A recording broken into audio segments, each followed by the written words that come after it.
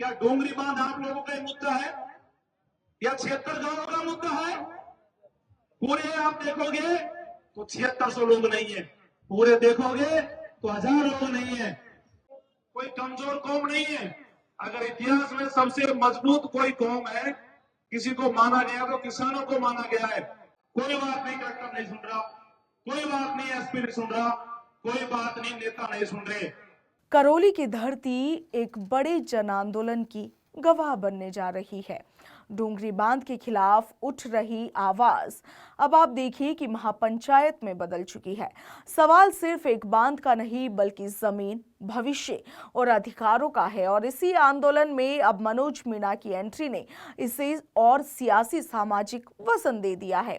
क्या यह आंदोलन सरकार तक पहुंचेगा? हाल ही में डोंगरी बांध को लेकर एक बड़ी महापंचायत हुई जहां पर मनोज मीणा भी पहुंचे। क्या कहा मनोज मीणा ने, देखिए वीडियो में। हमारी धरोहर, हमारी पहचान को बचाने की लड़ाई है और इस लड़ाई में जब जब कमेटी ने कोई भी आह्वान किया है, कोई भी मीटिंग करी है, तो हमेशा मैंने पूरी मजबूती के साथ में कहा है कमेटी से कि मैं पूरी मजबूती के साथ में आपके साथ खड़ा हूं, सारी मीटिंगों में उपस्थित रहा हूं। कल बाहर जाके पतंगर में मैं पड़ोस के गांव में आया था, तो गांव वालों से भी मैंने कल कहा था, मेरे भाइयों, लोकतंत्र में संख्या निर्भर करती है कि किसी लड़ाई के परिणाम क्या आएंगे। अगर हमारे लोग मजबूती से भी खड़े हैं तो उसकी चिंता मत करो। अगर बलिदान देने की बात आएगी तो आपका भाई खड़ा है। कल बाहर जाकर लोगों ने कहा, कल ट्रैक्टर पूछे मनोज भाई, भाषण देने से काम नहीं चलेगा, आपको आना पड़ेगा। और आज मनोज मीणा आपके बीच में खड़ा है। अभी मेरे को यहाँ आने से पहले जो भी घटनाक्रम हुआ उसकी जानकारी मेरे को नहीं है। क्या आपके बीच में, प्रशासन के बीच में जो भी हुआ वो आप लोगों ने देखा है। मैं अभी आगे पहुंचा हूं, लेकिन मेरे पंच पटेलों, ये तो आपको तय करना होगा कि हम शांति प्रिय लोग हैं, किसान कौम है, और किसान कौम कोई कमजोर कौम नहीं है। अगर इतिहास में सबसे मजबूत कोई कौम है, किसी को माना गया तो किसानों को माना गया है।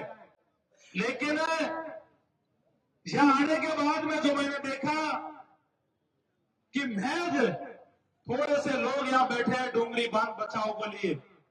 मेरे भाइयों पंच पटेलों, बुरी लगे तो लग जा।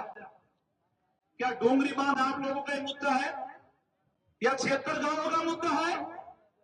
पूरे आप देखोगे तो 7600 लोग नहीं है, पूरे देखोगे तो 1000 लोग नहीं है। मेरे भाइयों, जब तक लोग मजबूत नहीं होंगे, जब तक पूरी ताकत से नहीं लड़ेंगे, कोई भी आपको गंभीर नहीं लेगा।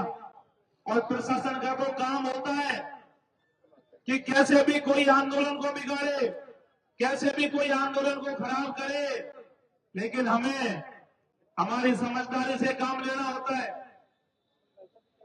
और आप लोगों के बीच में मैं इस बात को कह रहा हूं, जो भी कमेटी तय कर लेगी, आप लोग तय कर लेंगे। उस लड़ाई में मनोज मीणा पूरी मजबूती से खड़ा है। अभी भी आप लोगों का जो मन है उसमें हम तैयार है। और अमर सिंह भाई, मुकेश भाई, मैंने लास्ट मीटिंग में भी कहा कि अब मीटिंग मत करो, मीटिंग करने का समय गया। कोई बात नहीं, कलेक्टर नहीं सुन रहा, कोई बात नहीं, एसपी नहीं सुन रहा, कोई बात नहीं, नेता नहीं सुन रहे। तो राजस्थान की विधानसभा शुरू हो रही है 28 तारीख से। क्या आप लोग इतने कमजोर हो क्या होगा कलेक्टर के घेराव करने से, कूच करने से? राजस्थान का मुख्यमंत्री भजन लाल तो जयपुर में बैठता है। हिम्मत बढ़ाओ और भजन लाल जी का ही घेराव करो। चलो जयपुर, निकलो यहां से। माधोपुर जाने से अगर डोंगरी बांध रद्द हो जाए तो बताओ मेरे को। आज कमेटी के फैसले में मैं सहमत हूं, लेकिन मेरा ये मानना है आज के हजारों में, अब मैं तो जब भी आऊंगा जब आप कह दोगे कि हम राजधानी को घेरने को तैयार है, मुख्यमंत्री के आवास को घेरने को तैयार है, विधानसभा को घेरने को तैयार है, फिर चाहे उस लड़ाई में गर्दन भी कट जाएगी तो पीछे नहीं है। लेकिन रोज रोज छोटी छोटी मीटिंग, छोटे छोटे आंदोलनों से कोई मतलब नहीं कर रहा। आज ट्रैक्टर पकड़ लिए, कुछ लोग पकड़ लिए, अब उनको प्रयास करें कैसे भी हम भाग लाए। लेकिन मेरे पास पटेलों, बात यह है कि लड़ाई पूरी मजबूती से लड़नी पड़ेगी, और मजबूती से लड़ाई लड़ने का मन हो तो कमेटी वालों से कह रहा हूं, फोन कर देना कि हम तैयार हैं, लड़ाई लड़ेंगे। मैं आपके लिए हमेशा खड़ा मिलूंगा। बहुत बहुत धन्यवाद।